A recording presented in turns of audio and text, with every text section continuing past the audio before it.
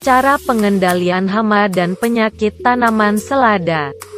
Dalam melakukan budidaya selada atau yang dalam bahasa Latin Lactuca sativa, tentu saja akan ada kendala yang dihadapi. Salah satunya yaitu serangan yang hama dan penyakit. Hama dan penyakit yang menyerang tanaman selada sangat perlu ditangani dengan segera karena jika tidak hal tersebut akan menyebabkan kerugian bagi para petani. Nah, kali ini kita akan membahas tentang hama dan penyakit tanaman selada dan cara pengendaliannya lengkap. Hama tanaman selada. Jangel.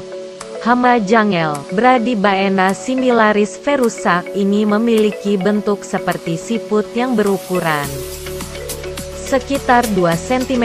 Ini bersembunyi pada pangkal daun bagian dalam dan menyerang daun pada segala umur. Tangek. Hama tangek Parmalion pupillaris Hung, ini memiliki bentuk mirip dengan jangel tapi tidak mempunyai siput. Ialah penyebab terjadinya tangek ini akibat serangan yang dilakukannya ini membuat lubang-lubang pada daun.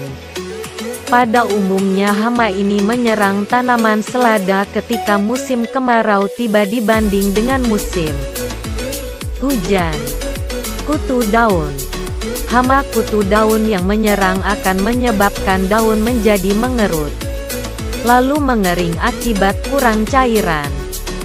Bahaya jika tanaman selada yang masih berusia muda yang terserang, maka akan mengganggu pertumbuhannya, tumbuh kerdil atau tidak sempur. Dan untuk mengendalikan pada hama ini ialah dengan menggunakan insektisida sesuai dengan dosis yang dianjurkan.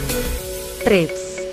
Hama trips dapat menyebabkan daun pada selada menjadi kuning lalu kering dan ujungnya tanaman selada pun akan mati. Dan jika tanaman selada sudah terserang dengan jenis hama ini, maka dapat dikendalikan dengan menggunakan insektisida yang sesuai dengan dosis yang dianjurkan.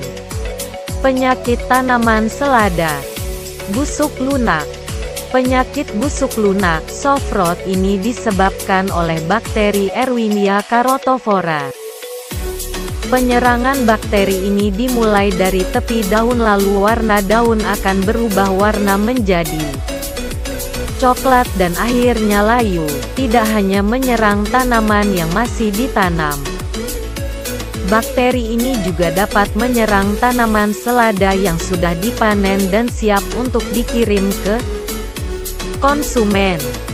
Busuk batang. Tanaman selada yang terserang penyakit buduk lunak akan memiliki batang yang lunak dan mengandung lendir. Penyakit ini disebabkan oleh cendawan Rhizoctonia solani.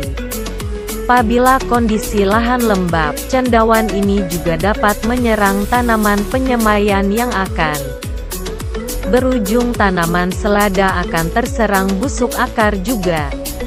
Untuk mencegah penyakit ini dapat dilakukan dengan menjaga kebersihan lahan dan menjaga kelembapan lahan.